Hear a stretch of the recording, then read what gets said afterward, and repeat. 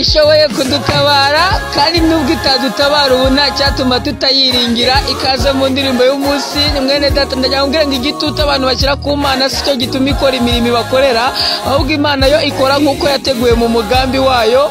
Ukwiye gusenga Imana kandi ukamenya yuko nibiba ngombwa kwita kugendereye bitakubuza kuyiringira.